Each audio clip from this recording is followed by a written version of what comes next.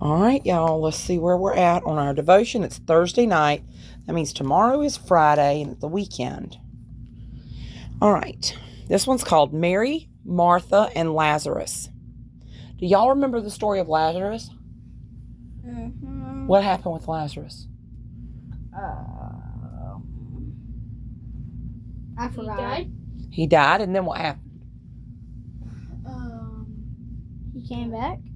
He didn't just come back. How did he come back? An angel sent him back. What? God gave him another chance. God brought him back from the dead. You got a big old bruise on your arm. What happened to your arm? What? See that big bruise right there? I don't see any bruises. And you got one there too. Oh, yeah. All right, so when Jesus arrived in the village of Bethany near the city of Jerusalem, he stayed with two sisters, Mary and Joseph. Martha, and their brother. Who's their brother? Joseph. Lazarus. There you go. Lazarus was out of the house, but Mary sat quietly at Jesus' feet listening to him, while Martha hurried about getting the house ready and preparing a meal. After a while, Martha grew resentful that she did all the work and Mary did nothing.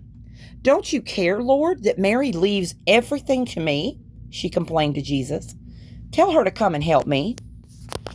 "Martha," said Jesus quietly, "you worry too much about taking care of the house. Mary is wise. It is more important that she listens to my teaching than is busy with cooking and housework." A little while after Jesus had left the house in Bethany, Lazarus became seriously ill. Mary and Martha sent a message to Jesus telling him about Lazarus and asking him to come save their brother's life. They expected Jesus to arrive at once, but they waited for 2 days and still Jesus didn't come. When Jesus received the message, he was with his disciples. "Our friend Lazarus is asleep. I'll go wake him up," he said. "If he's asleep, won't he get better?" asked one of the disciples. Jesus knew that Lazarus was now what? Dead. Jesus waited several days and then returned to Bethany.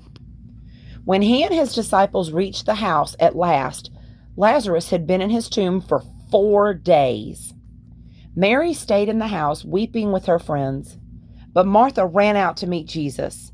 "Lord, if you'd been here, my brother wouldn't have died," she cried. "He will live again," said Jesus. "I know he will, when God brings all the dead back to life on the last day," sobbed Martha. "Everyone who trusts in me will live forever, even if they die. Don't you believe that?" Jesus asked her. "Yes, Lord, I believe you are the Son of God who has come into the world," replied Martha. Then Martha went in the house and said quietly to Mary, "The Master has come and is asking for you." Still crying, Mary walked out of the house with friends who had come to comfort her.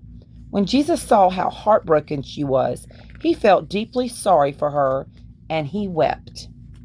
"Take me to Lazarus," he said gently. They led him to the tomb, which was in a cave. In front of it was a big rock sealing up the tomb. Now, what does that remind you of with a big rock sealing a tomb?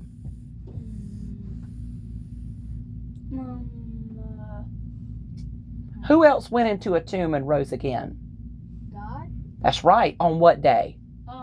Easter? But what day was it? Christmas? On the 3rd day, he rose from the dead. He died on the cross at age 33, and then they put him in the tomb, and then Mary and Martha came to put some spices on him so he wouldn't stink, because he was dead, and he was gone, and the tombstone was rolled away.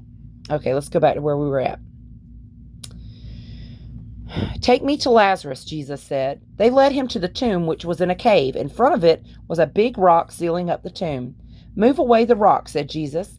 "But Lazarus has been dead for 4 days. He will smell bad," said Martha.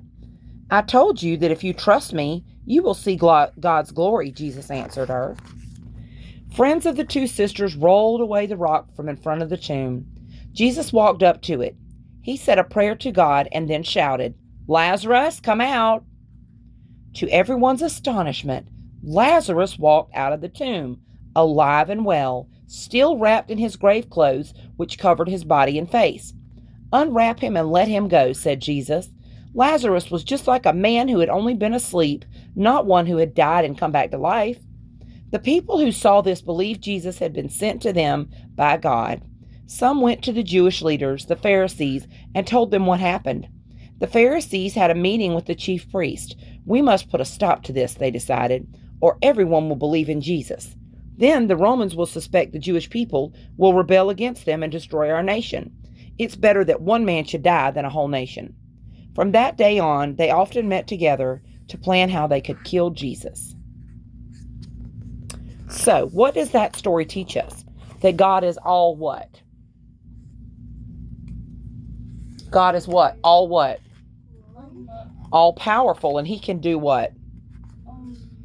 He can do anything that needs to be done and whatever he feels that needs to be done. So we have to what?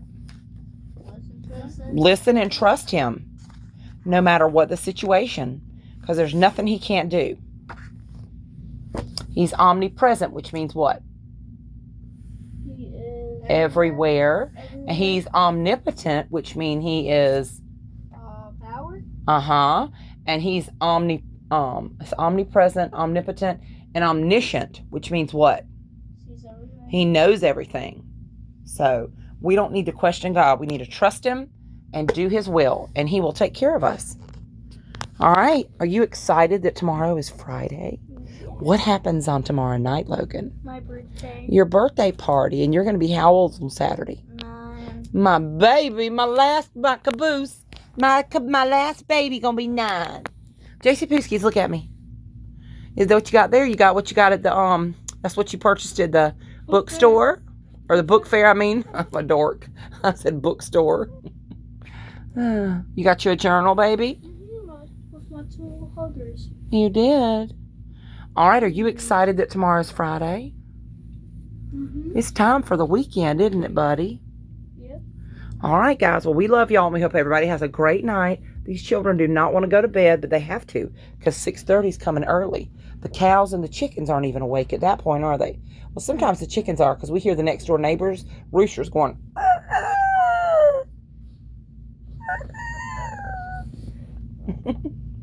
All right, guys. Tell them night-night.